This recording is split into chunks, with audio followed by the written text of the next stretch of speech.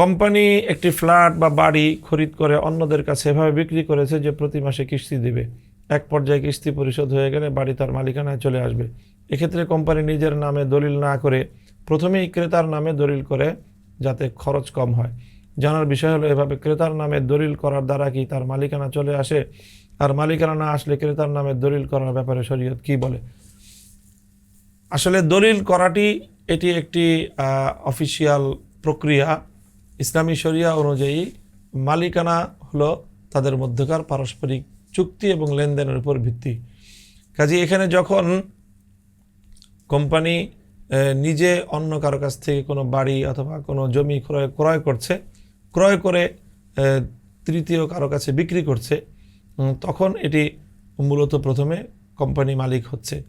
এরপরে কোম্পানি থেকেই মালিকানা হস্তান্তর হবে তৃতীয় ব্যক্তির কাছে। এক্ষেত্রে যদি প্রথমেই কোম্পানি নিজের নামে দলিল না করে সেই তৃতীয় ব্যক্তির নামে দলিল করে দেয়, তাহলে এটি শরীয়তের দৃষ্টিতে কোনো সমস্যা হবে না। বরং মালিক শরীয়তের দৃষ্টিতে যতক্ষণ পর্যন্ত তৃতীয় ব্যক্তি ওই মূল্য পণ্যের, অর্থাৎ ফ্ল্যাট বা জমি অথবা বাড়ির মূল্য যতদিন পর্যন্ত সে পরিশোধ না করছে চুক্তি অনুযায়ী, ততদিন পর্যন্ত সে বৈধভাবে সেই ফ্ল্যাট, বাড়ি বা জমির মালিকানা সে পাবে না।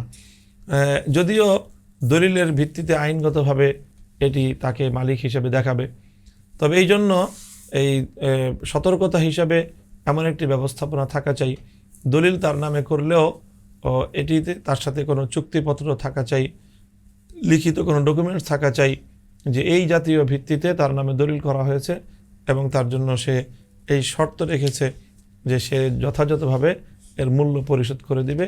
এই বিষয়গুলি ভিন্নভাবে কোনো একটি চুক্তিপত্রের মাধ্যমে উল্লেখ থাকা চাই।